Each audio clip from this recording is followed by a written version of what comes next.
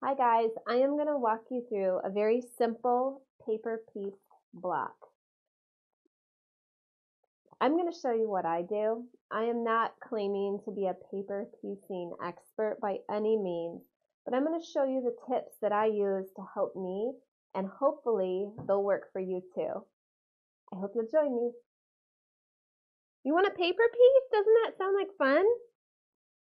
Oh, don't forget, I've got this stripy block pattern on the blog. You just download the link. Make sure you're printing at 100% and then print off at least 4 copies. If you want to make the little quilt wall hanging thingy that I designed, that sounds like so pretentious. I'm sure this has been done a million times. What I mean is, this is how I put my blocks together. It's kind of modern and fun. You'll need 9 squares total. So if you want to print off 9 sheets of paper, it fits on printer paper, 8.5 by 11 inches, then go ahead. Okay, first thing I do when I print off my pattern, should I zoom in a little? Maybe that would help. Yeah. Is I take my rotary cutter and I trim down closer to the actual pattern. For me, it's just helpful to get a lot of that non-pattern paper out of the way. So I do that, pitch that. Whenever you have a pattern, you need a 1/4 inch all the way around for trimming later, because you'll sew this finished block to another block. Now on mine, I have put the 1/4 inch border line. A lot of paper piecing patterns come with that so that you know where to trim, but some don't. So be aware, if it's just the pattern with no 1/4 inch border, that means you can scale it up or down without a problem, and then you just do your own 1/4 inch border. Okay, so the other thing is, if you can see here, this is A1, this is A2, A3, 4, 5, and 6. What that means is we're going to start piecing the white here, and we're going to head this way. So I have some pieces of fabric already cut here. Now I tend to mess up a lot, so I like my paper piecing fabric strips cut a little larger and more generously than a lot of people piece. It's just the way I have to work because I mess up. Your first piece, you can either glue or pin, and you don't do anything. You just want to hold that guy in place. Normally I pin, but since I'm filming and I tend to kind of be a little like not paying attention as much, I'm going to glue it. And you're just leaving that. Now the right side is facing up. Okay? This is the correct side of the fabric. All right. So now I bring in my ruler. I really like this at a 1/4 plus ruler because this edge is beveled, and so I can get right up on that line and fold it over, and there's no huge ledge or anything. This is like a beveled flatter edge. Now I just started using that. I used to just come in and fold on the line, which is perfectly fine. Okay, so now you're going to take a piece. That one's not big enough. I lay it on top. So you see the next piece is orange. I have these shaded. Now if you were doing lots of different colors, this is what I do. I write in my colors if I get confused. Orange, white, orange, something like that when I'm paper piecing. Perfectly fine because the paper comes off later. Okay, see this orange strip plus the 1/4 inch on each side? I got to make sure that when I flip this baby, this is long enough. This is about as short as I'd go. I'm pushing it here. Now I'm going to flip this over. See my creased edge? I'm going to lay the fabric so that it's over the creased edge by about a 1/4 inch. That gives me plenty of leeway to sew. Now, you can pin it in place if you want. A lot of times when you get going, you just hold it in place because you're sewing right exactly on that line. Now, I should also mention, this is right sides together as if you're making a bag. So the right side of the orange is facing the right side of the white, because once we get this sewn, it's going to be sewn right on that fold line. We're going to flip it open. All right, let me take it to the sewing machine. Now, a really important thing is you want to make sure your stitch length is quite short. So a lot of times I sew at 2.5, and when I paper piece, I'm going to go down to 1.5, sometimes 1.25 millimeter stitch. And that's so the needle is perforating the paper so that when you go to cut this off later or tear it away, it comes right off. So I'm sewing right on that line.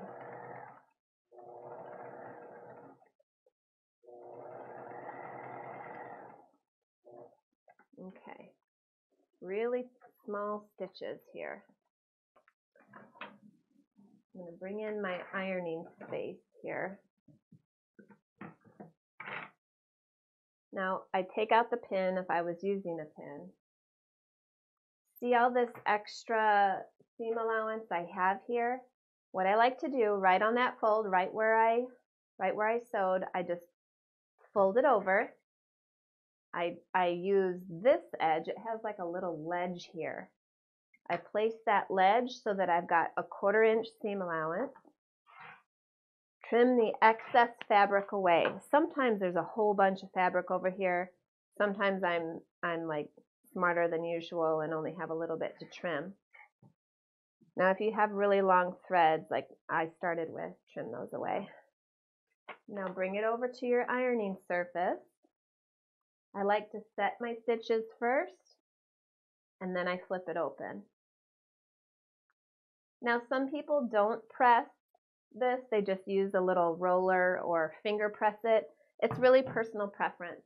I have to press things with an iron. I need it really nice and neat for me because I tend to like have my fabric bunched up and stuff like that. So that's what I do. I use an iron. Now we're on to the second line. Fold it over on your ruler, make a nice crease. Now this section is white, so we're going to take a really long white piece here. Let me do, that's going to be long enough, I think. I just kind of eyeball it. So here's my crease. I'm going to lay the white piece over the crease, which is right here, by 1/4 inch.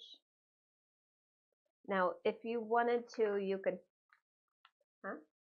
you could pop a pin in if you want to. I don't usually, but go ahead. Make sure, I'm going to show you how this is going to be when we flip it. What you want to make sure is that when you're flipping this over, it's covering the entire white section plus your seam allowances. So see how mine is way off the edges here? It's plenty big enough. That's what I need. So a lot of times what I'll do is I'll hold this up to a light and check that placement before I sew on that crease, on that line. I'll be sewing right on this line.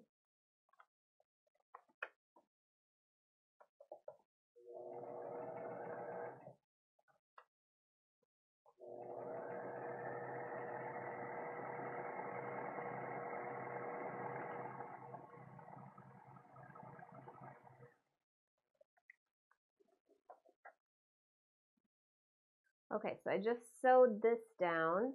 I'm going to fold the paper out of the way, bring in my ruler. I can feel the ledge there. I know I've got 1/4 inch.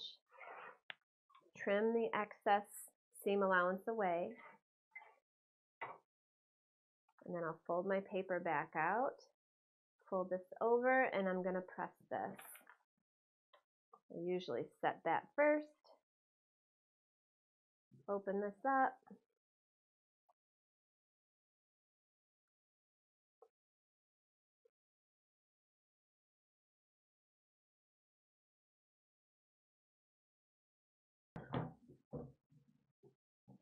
Okay, so we're halfway there. What do we do again? Flip over, bring the ruler in. Now because I've got so much extra here, sometimes I just eyeball. I've been doing it a long time, so I know that I need at least like a finger width of fabric here to make sure everything gets sewn when I come in and sew on this line to fold over the orange piece. So again, I'm going to take my orange,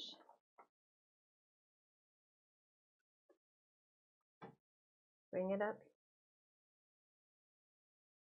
here. I can trim the super excess away. I'm going to sew right on this line, and I can tell already the orange is a little easier.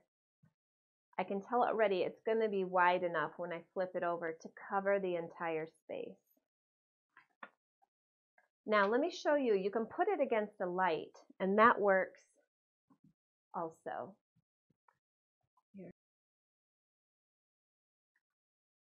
So as I don't know if you can see that, but against the light, you can see the lines, and if I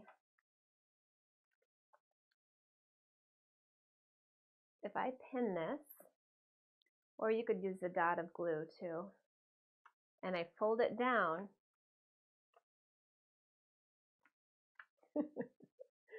I can see that the orange is going to cover the entire orange section. So you can use a light or you can use your window. Sometimes it's enough to just hold it up and visualize, especially if you're using a darker color. You can see through the paper and make sure that you're 1/4 inch over the next line you'll be sewing.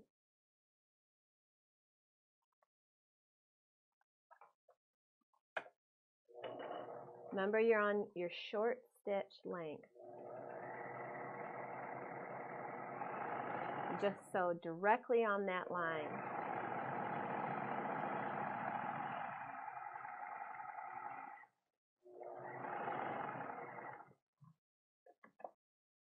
Okay, here we are. I'm folding the paper back. I'll turn it so you can see from this side.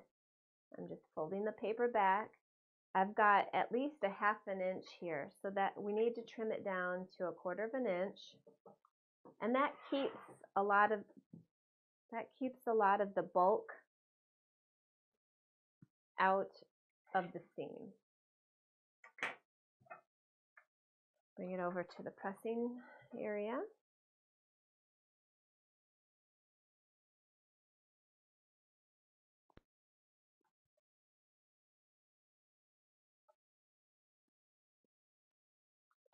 And we've almost got the whole block. Let's do it again, and I'll speed this one up.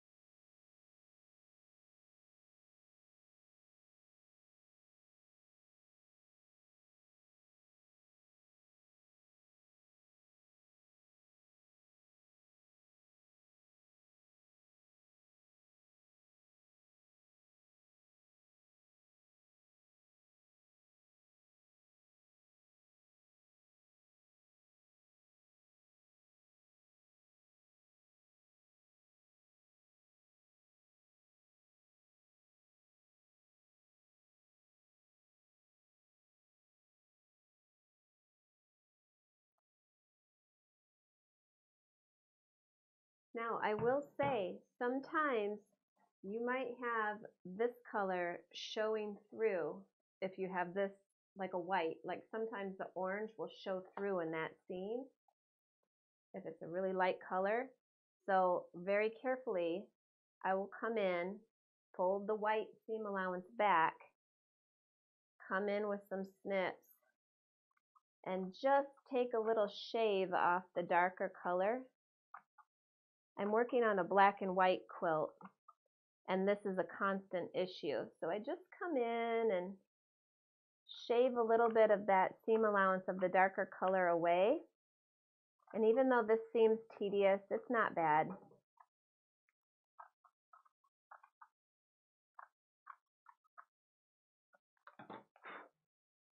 and then redo this.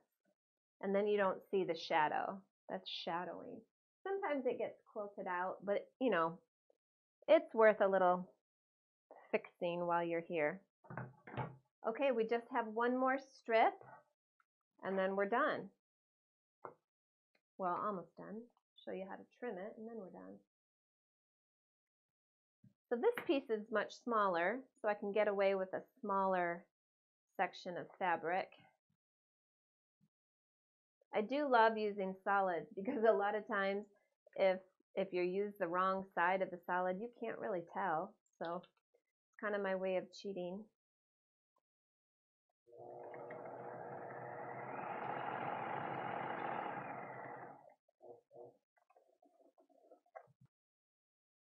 That's what we just sewed. Trim that excess away.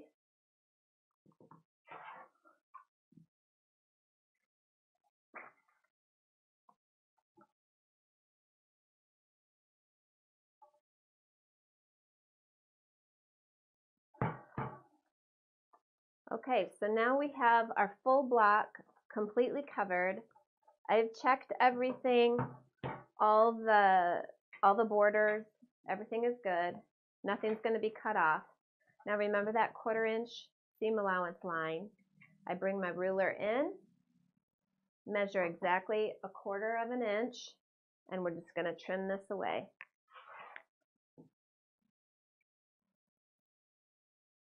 I'm cutting right on that 1/4 inch line, but if it's not there, remember, just measure 1/4 inch over from your block.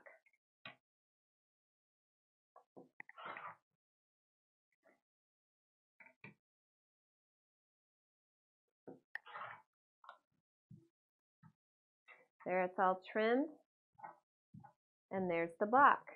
I like to give it a final press.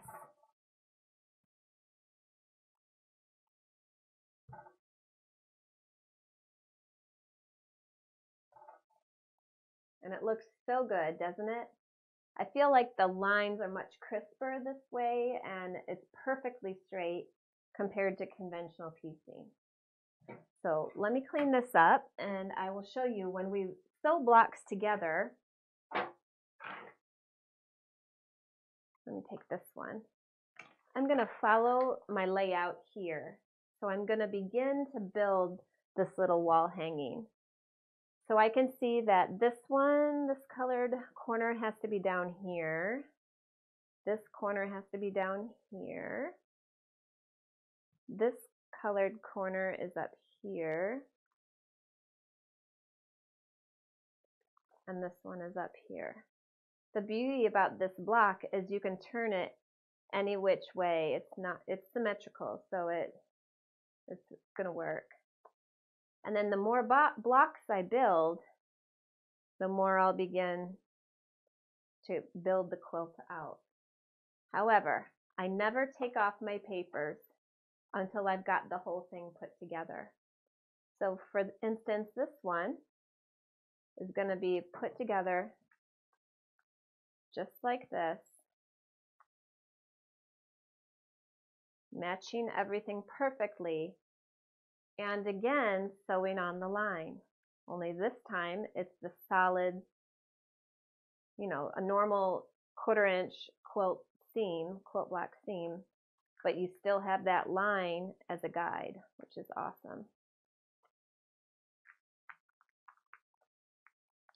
Now, just a quick tip. A lot of times what I do for this when I'm sewing the blocks together is I will take a bigger stitch and test it first because I've messed up too many times to count. So instead of using my 1.5 stitch length for this seam, I'll turn it back up to 2.5, 3. I'll do a sewing seam, I'll open it to check and make sure placement is good. If it is, I'll go back in and sew it at a 1.5. If it's not good, it's easier to unpick, and I just try again.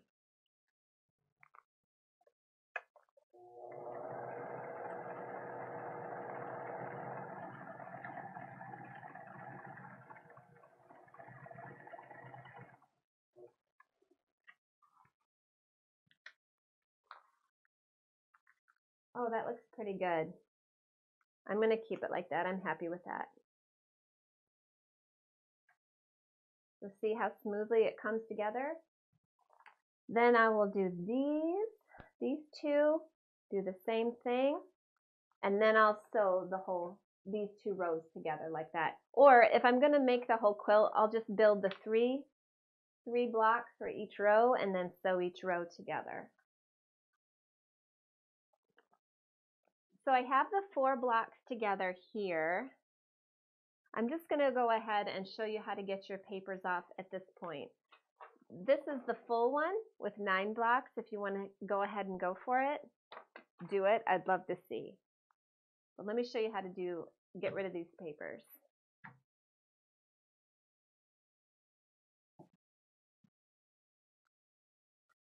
So I just come in here and kind of crease this back.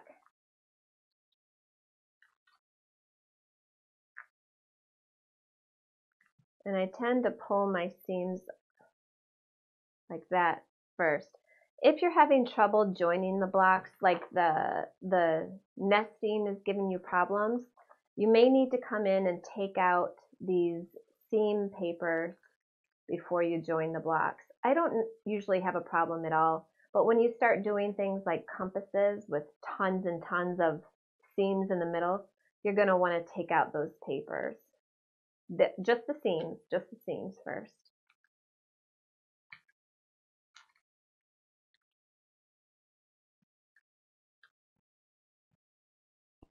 Then,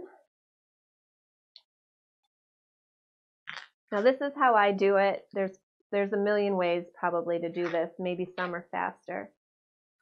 But I just come in and I tear it apart like I used to tear my spiral notebook paper out of my high school notebook. And I just tear it out. You could also come in with something sharp like maybe scissors, maybe a scalpel, maybe a pin. Oh yeah, I've seen people do that with pins. So like do kind of something like that. To each his own. To each her own.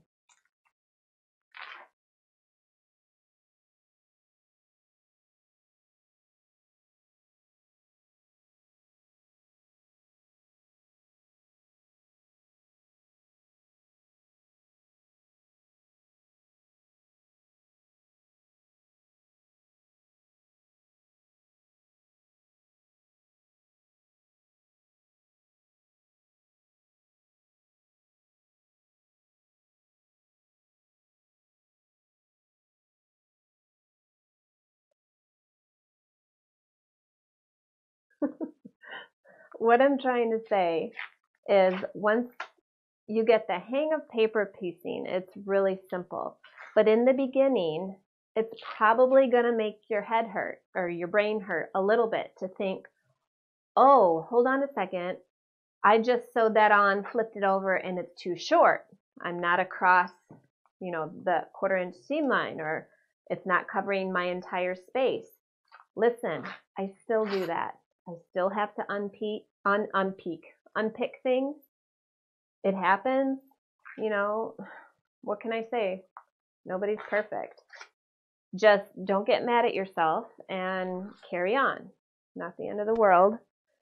Cut a new piece of fabric or unpick it, whatever. I really like my little scalpel from Havel's.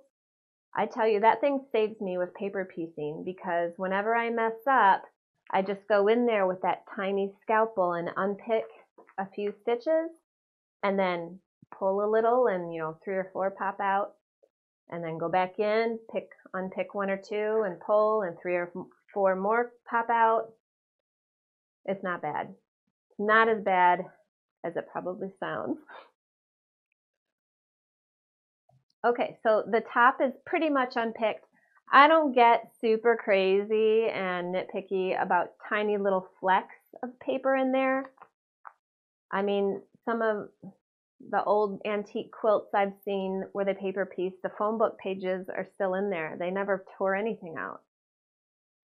So anyways, there's the bottom is unpicked. This part is not yet. I will do that. But there we go. If you have any questions, I will try to answer them, and I hope you'll give this a go. Don't forget the free pattern and the blocks are linked on my blog, or don't forget to download the free blocks and the wall hanging design if you want to use it, and tag me if you make one, because I'm going to do cartwheels and be super happy for you. Paper piecing will unlock a whole new side of quilting and sewing. And it's worth the effort. It's worth going through those beginning stages of messing up or feeling frustrated. It's fine. Start simple and build from there. All right? And if you need some cheerleading, just, like message me or something. All right. See you soon.